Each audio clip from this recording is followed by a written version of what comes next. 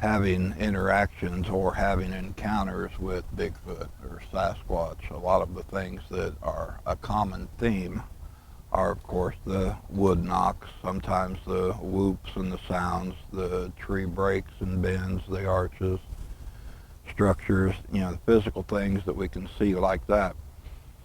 But there's an entirely different element and an entirely different side to all of this that is in the energetic, the ethereal side. Yes. Yeah, so the question is, how much woo does a Bigfoot do when a Bigfoot do woo? Somebody's chuckling along with me, and I feel like they're saying more than your mind can More process. than your mind can comprehend.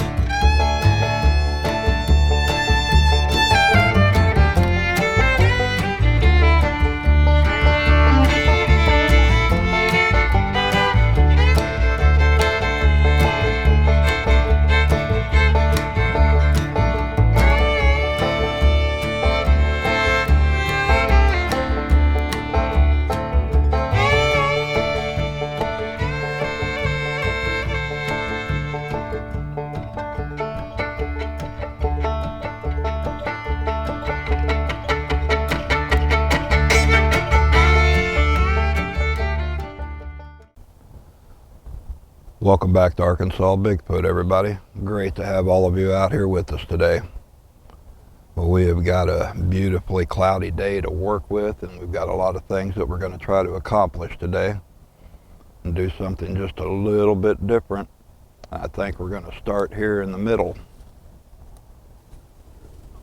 Say hello to everybody. Hello, everybody. I was just capturing images that I could see. We have already got this first tree set up for them today, and we're going to do the quick rundown on that and then get on with some other things. People are very present today.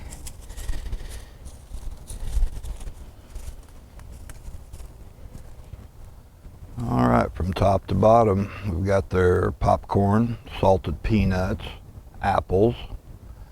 Bag on the left has got beans and cornbread, granola bars, peanut butter cups, moon pies, duck eggs, a bag of grapes, one of those cups of cheese dip, their Vienna sausages, sardines, some protein snack bags that have dried fruit and nuts in it, and a little bag of jelly beans. I think they'll like all of that today. Yeah, we know they love that cornbread. So it's no great surprise that we talk a lot about frequencies, energies, sound spectrums, all of the things The that light they, spectrum. the light Mm-hmm. spectrums, all of the things that they move through and manipulate.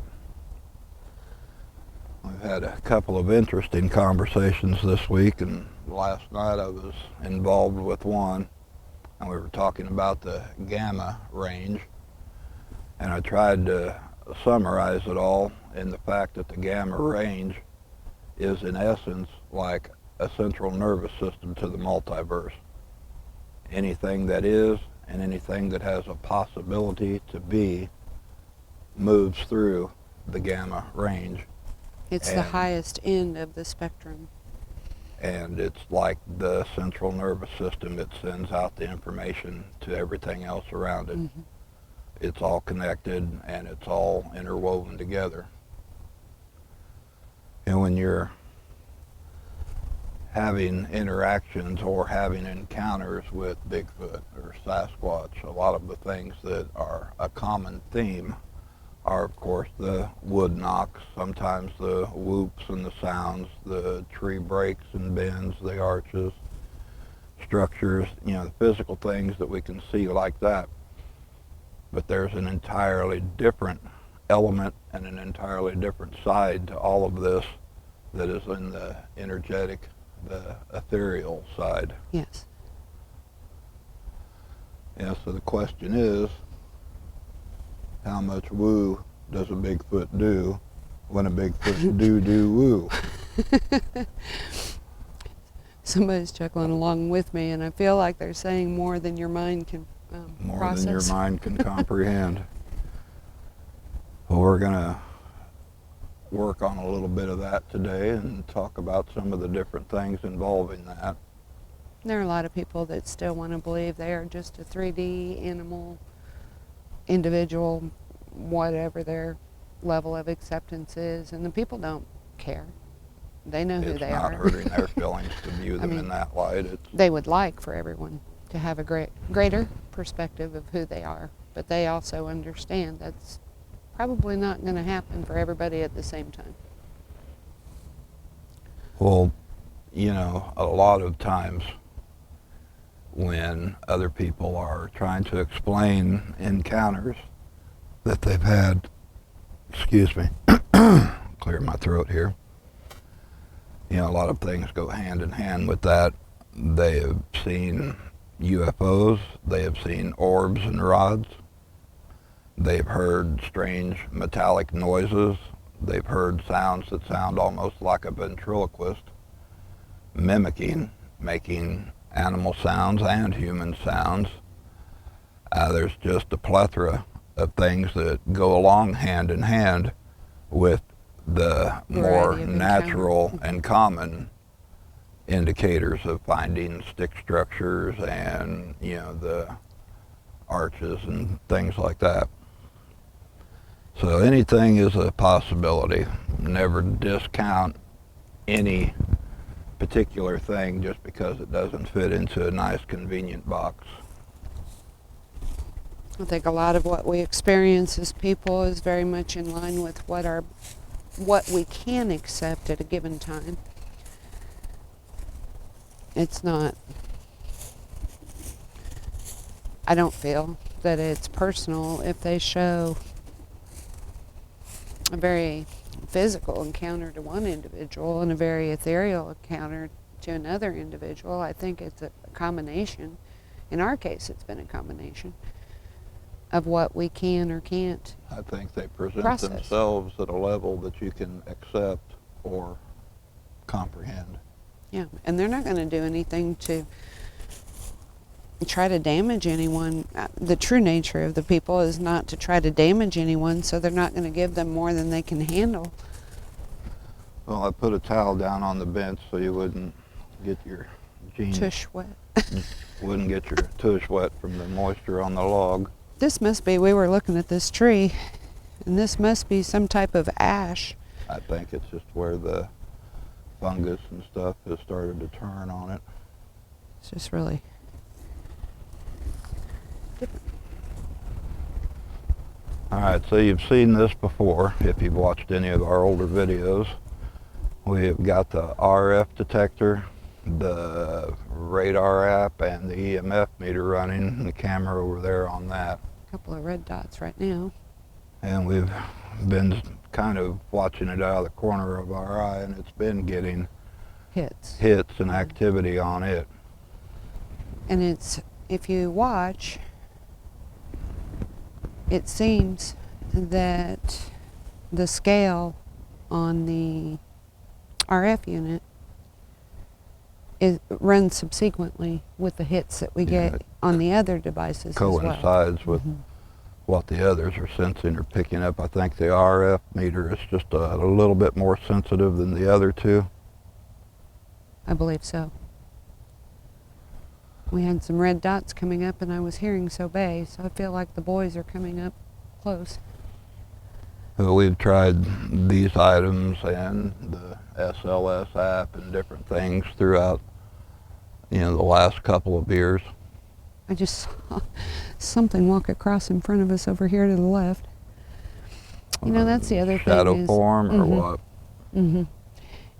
The other thing to realize, when we're dealing with the realm of energetics, understand that human man, is very limited in what they're taught. Their perceptions are boxed into this 3D, so to speak. And even those of us that are in the process of personal ascension, which I believe is everybody at a different degree, we still have these constructs.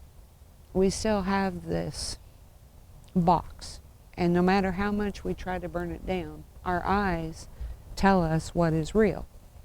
And the way that Anku has explained this is that it's reasonably necessary for man to have this because it's a part of the 3D experience. We have to, that's part of the game. It's a tether that keeps us grounded in the 3D that we're primarily here to experience. Right. And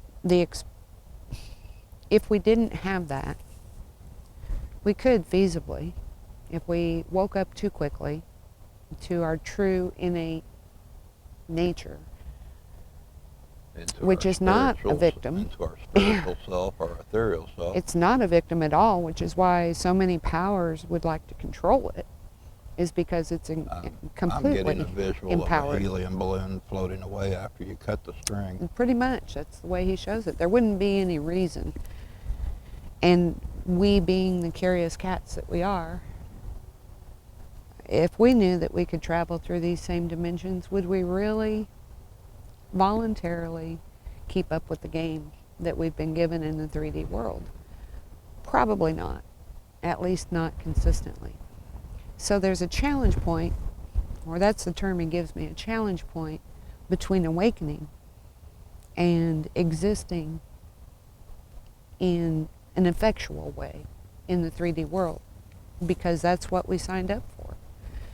And I think it was Mr. Bruce had asked if it was possible to walk with one foot in the spiritual and one foot basically in the 3D, and it's entirely possible. And it is a huge challenge, especially for those that are just waking up to the vastness of what exists, because it produces a charge, almost an adrenaline to the body, as that DNA is firing up and waking up, and the light sensors, bam, bam, bam. Our instinct is to find out more. It's to discover more. And that's a beautiful thing about human nature. The risk is that we can become so spiritually minded that we also can risk becoming earthly useless. So I think for us, with this group particularly, I can only speak in our experience, it's been a fine balancing act of teaching us and allowing us to still apply ourselves to what we call our real world, whether it is or not, I don't know. But Now, there's another thing that I wanted to bring up, and this was in conversation earlier this week that you had and then relayed it to me, and after thinking about it, I really want to try this because I believe it would be phenomenal in the effect of it. And that's using a Theremin device. Mm-hmm. And for those of you that are unfamiliar with a Theremin device, it's a musical instrument that you play by not touching it. Mm-hmm. And I'm going to play you just a short video clip right now so you'll have an understanding of what it is we're talking about.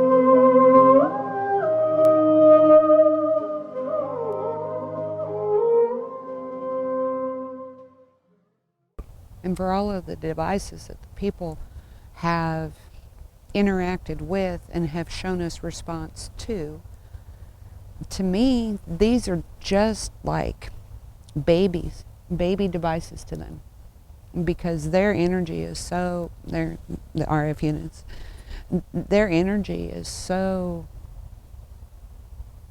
fast and limitless is the word that I feel like I want to use, in that if we could truly understand, and some of this would get into, it's ethereal energy, it's the Ethereum, it's Tesla, and the Theremin also works with that same energy. So I think what they're trying to show is that we really don't have to have our hands in everything in order to produce a result. Typically these machines, these Theremin devices, they operate within arm's length of a physical body, human beings specifically. It picks up the energetic electromagnetic waves coming off of the human body, much like the aura photography does, picking up the aura waves, the energetic waves, Carillion photography. So my thought was to sit one out here when they're highly active, like Martuk and Junior are several times with the equipment that we bring out, and see if they're not willing to manipulate that device.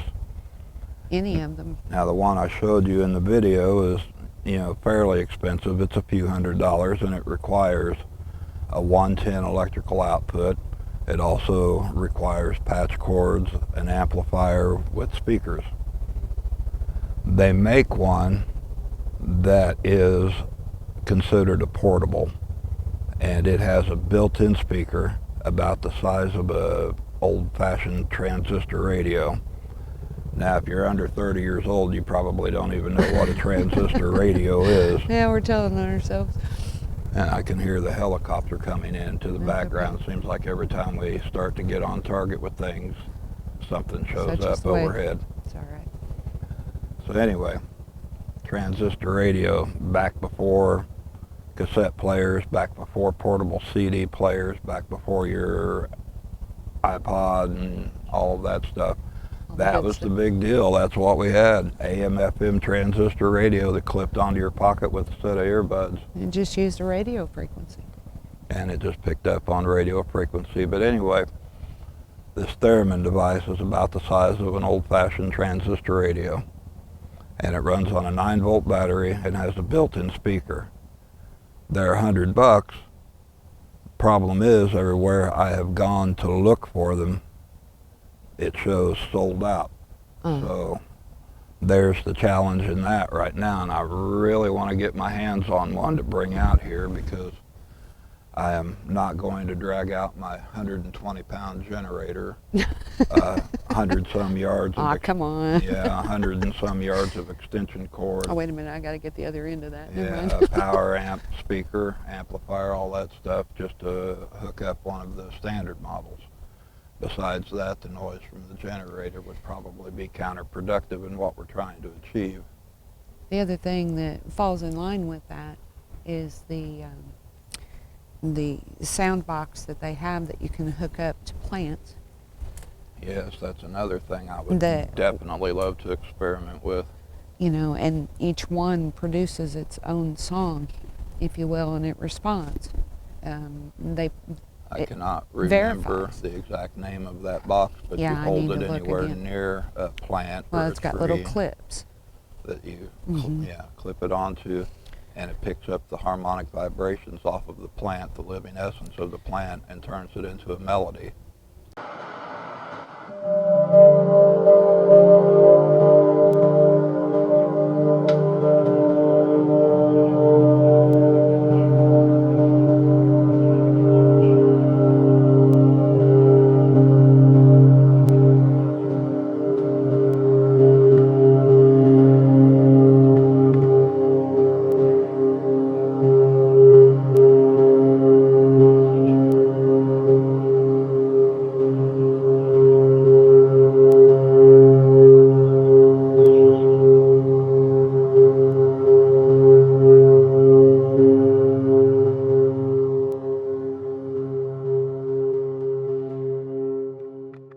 But I feel like the common denominator between many of these devices is that they produce a music.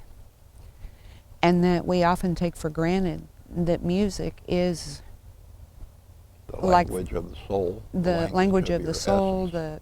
the original star language, that it translates into tone. You know, so much of what the people give us is a translation of tone. And I believe that they can work with anything that works with vibration and energy. So those are some of the things I would most definitely love to try in the near future. If we can acquire any or Get them all put together. And keep digging around. Maybe there's one used somewhere listed that I just haven't come across yet, or maybe somebody else can spot one for us. well, just like the Theremin, the plant box. And I apologize for not knowing the proper name for it, but the box that produces that frequency from plants also was sorely sold out. And so what the odds are of even acquiring these things at this point in the game, I don't know. But I feel like if it's a part of the path, it'll find a way. Well, if you can do me a favor and grab the bucket behind us, we'll go back to this other tree and get it fixed up and continue on. Got it. All right, guys, come up here and do what you will to it. We're going to head on back. That RF is active. Have fun.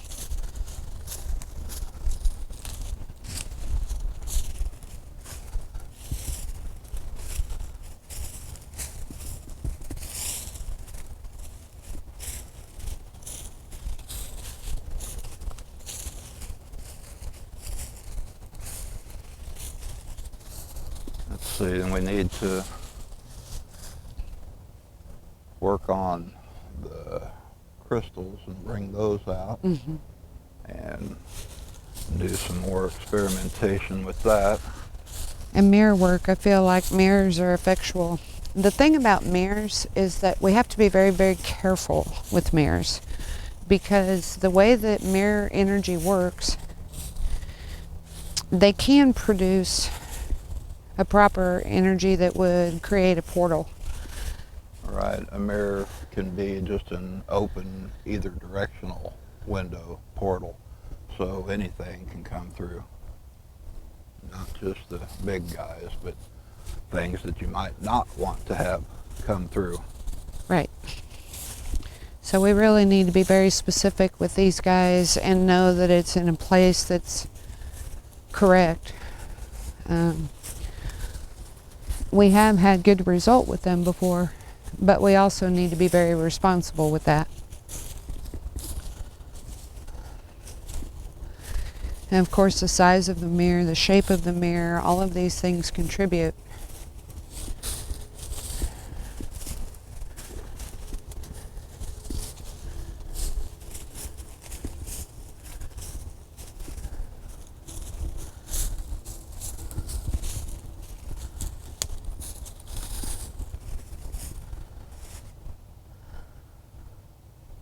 So quiet.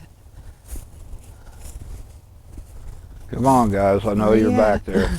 I know. I can feel them right close.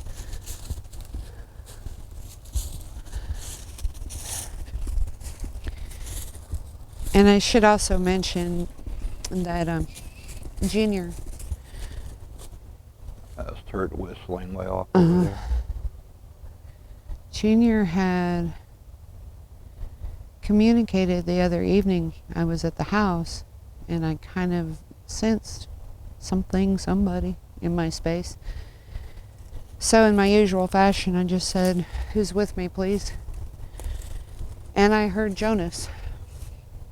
And I had to pause for a minute and remember that Junior had even introduced himself as Joe. On those original EVPs that we did over in the forestry, he was talking to us as we were driving. We had the EVP thing running. Right. And he kept coming He kept across saying Joe as here. Joe. Joe here. And it threw us because we had no idea at that time that there was any correlation between Junior and Joe. But now he's really identifying with Jonas. He understands that Junior is a pet name, so we will try. Turning into a big boy. When he had his birthday, I felt him running circles around me. He was so excited. I'm a man now, I'm a man now, I'm a man now. And so there was something very significant in this last birthday for him that really denoted his own manhood. And I think respectfully, we will try to break our habit as much as we can. He understands.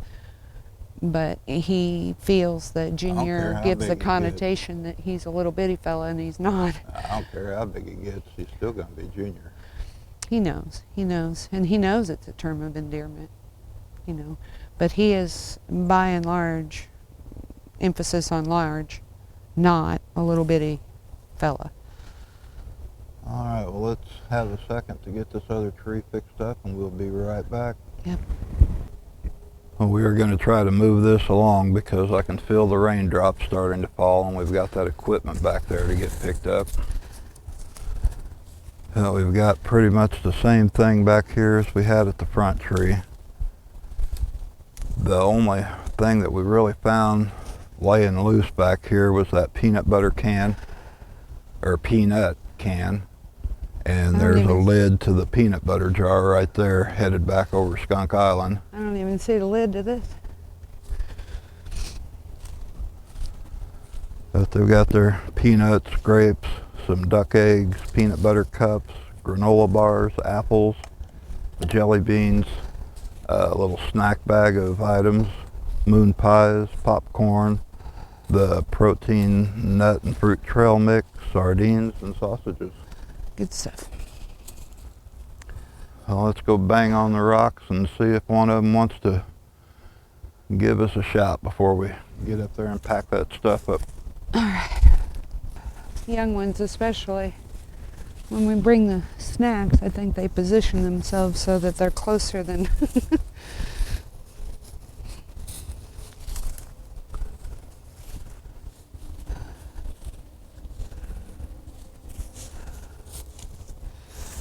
All right, guys. All right, guys, you ready? This has become one of their favorite games. There you go. They love games. Hit the rocks, we'll see if we get another. All right.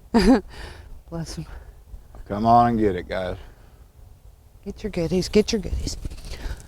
I appreciate everybody tagging along. We're going to get up there and wrap that equipment up before the bottom opens up and everything gets wet out here. Yeah, it's going to get downright winterish again tonight, so we've got to prepare the animals a little bit for some freezing weather. It's nice right now, but they said 17 degrees in the morning, so got to get the